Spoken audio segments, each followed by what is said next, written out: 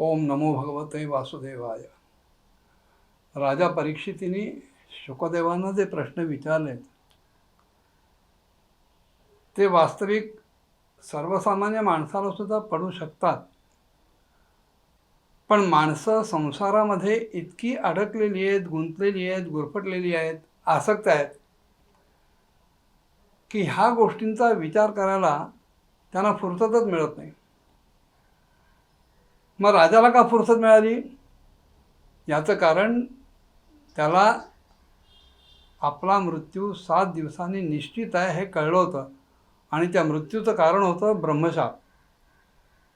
सर्वसामान्य ब्राह्मणांना दिलेला शाप खरा ठरेलच असं नाही.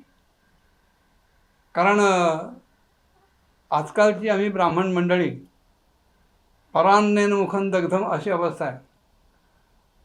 शाप काय किंवा वरदान काय, जे काही ब्राह्मणांनी द्यायचं त्याच्यासाठी त्या ब्राह्मणाची स्वतःची उपासना पाहिजे, आत्मिक सामर्थ्य पाहिजे.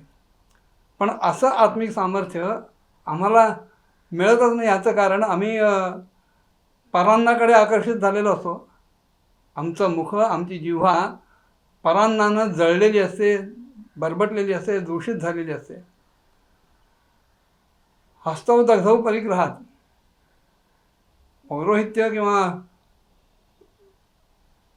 भिक्षुकी करणारे किंवा उपाध्याय पण करणारे जे ब्राह्मण आहेत ते जेव्हा परिग्रह घेतात, लोकांकडनं दान घेतात, त्यावेळेला त्या दानाबरोबर यजमानाचे सगळे दोष त्यांच्याकडे येतात आणि ह्या पुरोहितांचं, उपाध्यायांचं सगळं पुण्य यजमानाकडे जातं. आता उपाध्यायांच्या डोक्यावर आलेलं जे पाप आहे त्याचं निराकरण कधी होणार?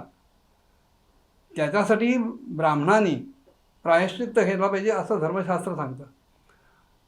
पण हे ब्राह्मण जर गायत्री मंत्राचं प्रायश्चित्त घेत नसतील, किमान गायत्री मंत्र जर जपत नसतील, तर प्रतिग्रहामुळं आलेलं पाप ब्राह्मणाच्या डोक्यावर चढून त्याचं आत्मिक बळ कमी होतं आणि त्याच्या वाणीत ते सामर्थ्य राहत नाही. परीक्षिताला मिळालेला शाप हा एका ब्रह्मपुत्राचा होता, तपस्वी तरुणाचा होता. शाप द्यावा किंवा वरदान द्यावं की नाही हा पुढचा प्रश्न आहे. पण आपल्या वडिलांचा झालेला अपमान लक्षात घेऊन उत्स्फूर्तपणे बाहेर पडलेला जो शाप आहे, त्या शापामध्ये त्या ब्राह्मणाची पूर्ण शक्ती उतरलेली होती आणि म्हणून परीक्षिताला खात्री होती की 7 दिवसानंतर नक्की आपल्याला मृत्यू होणार. मग मृत्यू होणार आहे म्हटल्यानंतर जेव्हा तो त्याच्यापासून विरक्त झाला अन्य विषयांपासून,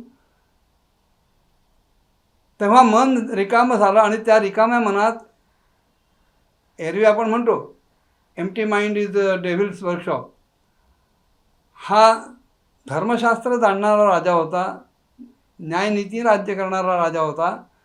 त्यामुळं धर्म, अर्थ, काम या सगळ्या गोष्टीतून मन काढून घेतल्यानंतर रिकाम्या झालेल्या मनात पहिला विचार हाच आला की आजूबाजूला दिसणारं हे जे ब्रह्मांड आहे, हे ब्रह्मांड कसं निर्माण झालं. म्हणून त्यांनी विचारलं की कोणत्या शक्तींचा आश्रय घेऊन भगवंत, परब्रह्म, परमात्मा हे ब्रह्मांड निर्माण करतो. कारण ह्या ब्रह्मांडाची रचना जर आपण सूक्ष्मपणे बघितली तर अतिशय गुंतागुंतीची, किचकट आहे, रहस्यमयी आहे. कोणी कितीही विद्वान असला, बुद्धिवान असला, तरी भगवंतानं ज्या पद्धतीनं हे ब्रह्मांड निर्माण केलं त्याचा उलगडा होत नाही. तो म्हणाला की अहो, सामान्य विद्वान किंवा बुद्धिमान काय, ब्रह्मदेवांसारखे अत्यंत समर्थ असे लोकपाल जरी समोर असले तरीसुद्धा त्यांना ह्या ब्रह्मांडाच्या रचनेतलं रहस्य कळत नाही, त्यांना भुली पडते. बरं, निर्माण केलं हे ठीक आहे, ब्रह्मांड निर्मित ब्रह्मांडाची स्थिती तरी तो कशी पालन करतो आणि काही काळ हे ब्रह्मांड स्थित झाल्यानंतर तो त्याचा संहार तरी कसा करतो. बरं, एकीकडे बघावं तर ह्या ब्रह्मांडाच्या निर्मितीचा हेतू लहान मूल जसं आपलं आपल्याशीच खेळत बसतं किंवा एखादं खेळणं त्याच्याकडे दिल्यानंतर त्या खेळण्याशी खेळत बसतं, तसा परमात्मा स्वतःलाच खेळणं बनवून खेळतोय का काय असं वाटावं, अशी ब्रह्मांडाची रचना आहे. एक तर ब्रह्मांड निर्माण झालं तर त्याचं स्थितीपालन का झालं, आणि स्थितीपालन जर केलं असेल तर संहार तरी का केला, आणि का केला ह्याच्याबरोबरच कसा केला, अशा नाना प्रकारच्या जिज्ञासा त्याच्या अंतःकरणात निर्माण झाल्या. आणि एकोहम बहुस्याम प्रजाये असा जेव्हा संकल्प होतो, अनेक व्हायचं असतं, तेव्हा अनेक होण्यासाठी अनेक प्रकारच्या विविध शक्तींची आवश्यकता असते. परब्रह्म परमात्मा एकच आहे, पण त्यानं ह्या ब्रह्मांडाच्या निर्मितीसाठी नाना प्रकारच्या शक्ती वापरल्या आहेत. मग त्या शक्ती कोणत्या आहेत? विचार करताना त्याच्याच लक्षात आलं राजा परीक्षिताच्या की काही सत्वगुणरूपी शक्ती आहेत, काही रजोगुणरूपी शक्ती आहेत, काही तमोगुणरूपी शक्ती आहेत. आणि एकंदर विचार करता ही जी भगवंताची लीला आहे, ही जी भगवंताची शक्ती आहे, ही अचिंत्य आहे, विचारांच्या तर्कांच्या पलीकडची आहे. आणि ह्यातलं रहस्य आपणच मला उलगडून सांगू शकाल अशी परीक्षितानं शुकाचार्यांना विनंती केली. कारण त्याला माहिती होतं की शुकाचार्य हे वेद आणि ब्रह्मतत्व हे दोन्ही गोष्टी या परिपूर्णतेने जाणणारे आहेत. राजाचा हा प्रश्न ऐकल्यानंतर शुकांनी लगेच उत्तर दिलं का? नाही.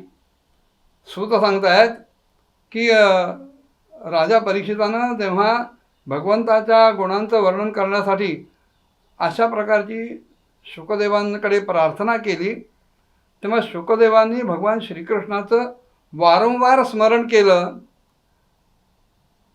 एका अर्थाने मंगलाचरण केलं, आणि ते मंगलाचरण जेव्हा पूर्ण झालं तेव्हा त्याच्यानंतर राजा परीक्षिताच्या प्रश्नांना उत्तर द्यायला त्याने सुरुवात केली.